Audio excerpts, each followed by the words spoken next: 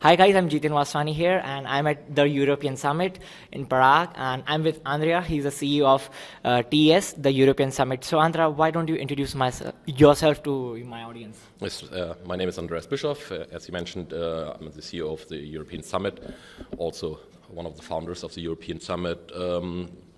We started about 9 years ago, next year will be our 10-year 20 show anniversary. And back in the days we saw a need for a pan-European affiliate conference, because at that time in Europe we had local British meetings, local Dutch meetings, local Spanish meetings, local German meetings, but a pan-European conference was not really in place. And so I pitched the idea to some sponsors, and they liked the idea and immediately put some sponsorship money into the idea. And then with that we basically just went out and looked who had traffic in Europe at that time and brought those people together. And after the first 3 months, we had the first show with 300 people from 30 countries. 300 people in first show. Wow. The first show, we had 300 people from 30 countries after 3 months. And ever since we're growing. We used to grow at a rate of about 10% a year, and this year exceptionally we grew 30%, and we hope to keep that up in the future. What was your promotional strategies? How did you got 300 people to your audience? You were using some kind of social media like Facebook, Instagram? I think you have to use all the media channels that you can. There's not one thing that really works. Obviously, at the beginning when we started, we didn't have any funds. So the first people that came up were people that I knew directly from my businesses before. I used to co-own a payment company, and I used to be an affiliate manager. So the first 300 people I basically knew from my old professions by handshake, so I knew them all. Okay. And then from there we grew by word of mouth, and basically those 300 people brought in, said, hey, there's a new thing and it's interesting, check it out. So they brought in their business friends, and we were 400, and those people brought in their business friends, and we were 500. Wow. And now we're at 1,600 and growing. Yeah, nice. Because I've been part of your event, I'm seeing that you guys have been doing a lot of hard work here, man. How did you do it? Means how big is your team right now? We're 2 people, so it's me and my business partner Walter. So we try to keep it as mean and lean as possible. So we're quite effective. We both have different interests. He's more the marketing person, more the writer, the reader, the accountant also. Whereas I'm 100% and sales. So I'm the guy walking around and annoying people, saying come. And again, what you said before with marketing strategies. I think you have to do everything. I mean, one of the things we do is we try to visit as many affiliate conference as possible, obviously, because those people obviously believe in being present at affiliate conferences. Yes. But then you have to use the social media strategies. Obviously we do a lot of work on Facebook, but we also buy now AdWords and advertising from Google. And obviously also the larger you become, or the more financial backbone you grow, the more you can do. As I said, when we started in 2009, we started with 0 funds, and obviously then we had to do as much. You raised some funds? As I said, I told 2 companies that we wanted to have a pan-European show that didn't exist, and they believed in the idea, and they put the sponsorship money down, even though we didn't have a website and we didn't have a company. Wow, you didn't have a domain and anything like that, right? We didn't have anything in place, but they liked the idea, and so first we had the money on the account, and then we actually opened the company and the website. So that's quite unique. Wow, that's a very unique journey. And who's doing the Facebook ads? Are you the one who's doing Google ads, Facebook ads? The Facebook postings, that's mainly me, and the bought advertising on Google and Facebook, that's my business partner Walter. Okay, he's the one who's doing it, right? Because Walter and you, the one thing I've found that you guys have been so fast in replying all my emails, and I've seen that how you guys do it means means if I'm dropping you email, you are replying in 5 to 10 minutes, max to max. How are you doing it? I think it's just so responsive you are. I think I'm more shocked if other companies don't do it. I mean, if I Yes, contact that's my experience. an airline or a hotel or whatever, and they take 24 hours, that's not internet time. Internet time is real time. People don't care about your time zone and Yes, et cetera. true. Internet means I want an immediate response. So with us, no. When we started, I remember we were having a drink at the bar, and emails would come in, and I would tell Walter, "Hey, look, I have to answer this." And he said, "Oh, come on, it's the weekend or it's the evening. Have a drink, relax a little bit." And I said, "No, it's internet time." And I answered, and Wow. people were shocked, and they said, "Wow, there's a company that got their act together," and Replying on weekends. yeah, and they're replying on weekends and in the evening, and that also immediately brought a lot of confidence and trust into us, because people were not used to conferences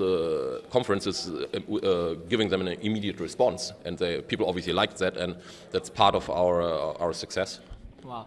Are you planning to expand in Asian markets like Bangkok, Philippines, Malaysia, these kind of markets? No, not really. Our strategy is actually the other way around. We used to also own other conferences. We had an online dating summit, a Latin American summit, an island gathering, so other events.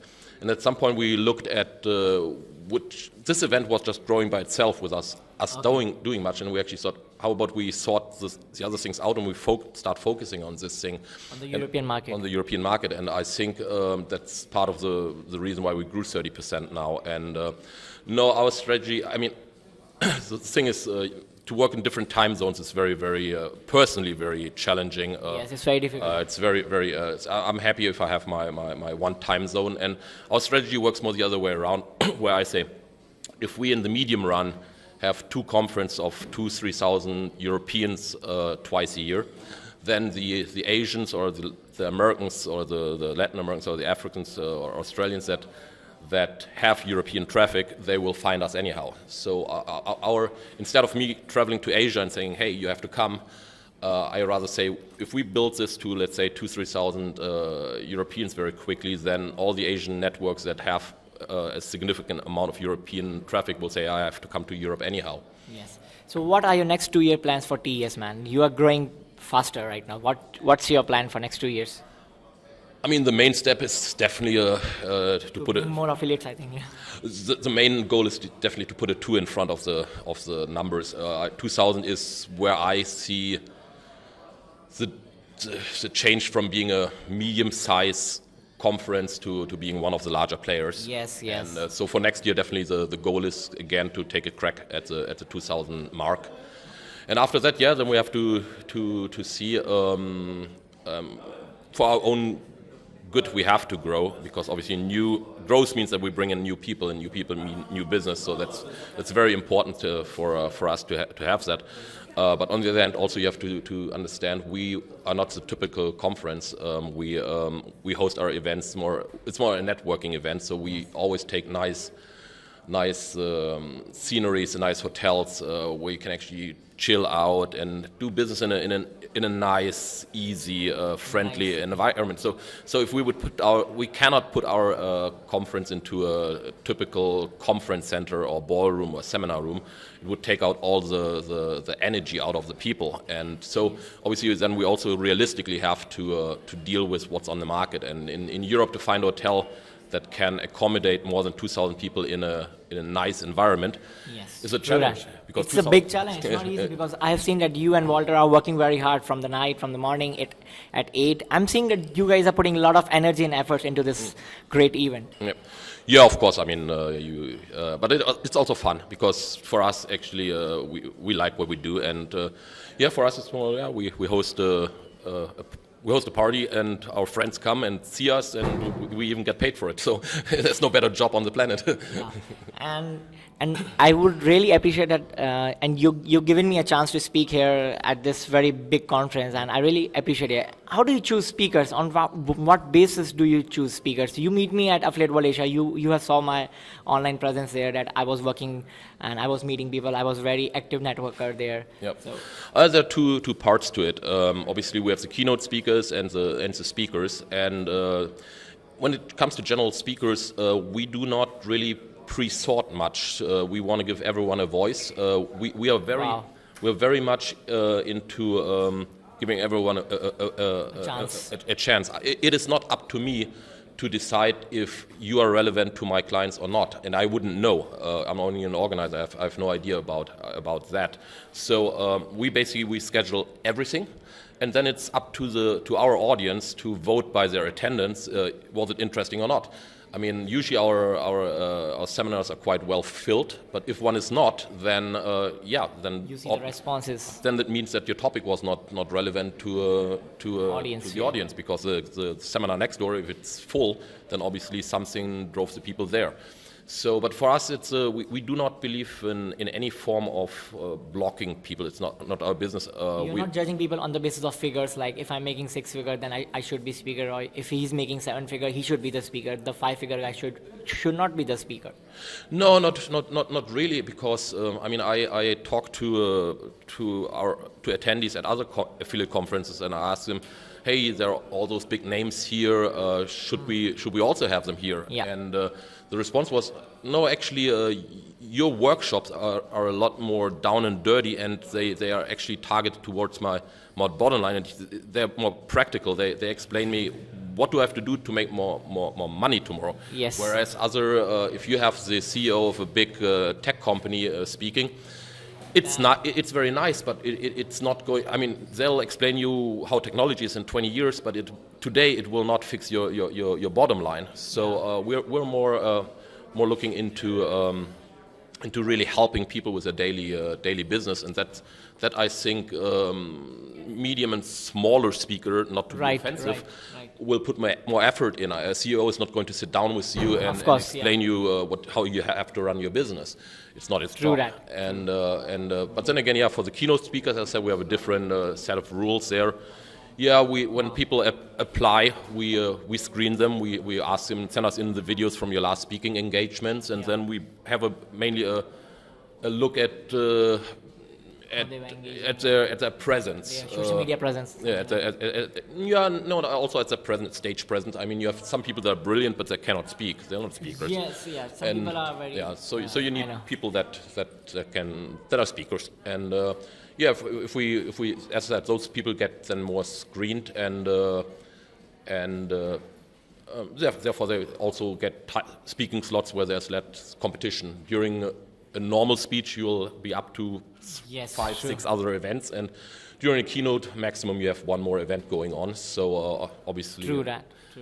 Obviously, you're in a very luxurious position, because we have close to 100 speakers and probably over 50, 60 sessions every half a year.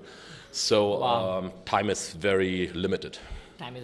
And thank you so much. I really appreciate that you invited me here as a speaker, and that's a very good chance for me to share my knowledge, that the things I'm doing right now in affiliate, that I'm able to make money. So I'm just here to give value and inspire people. Thank you so much, Andreas. Thank you very much. And you have put a great show, guys, and I would really recommend all my bloggers, all the readers, that you must come to this show, the European Summit in Prague and in Lisbon also. These guys are doing wonderful job. Thank you so much, Andreas. Thank you very much for coming the long way. And this is my book, a gift for you. Oh, thank you very much. This is my book, so I just want to give. Thank you so much. I appreciate it. Thank you. Okay, great.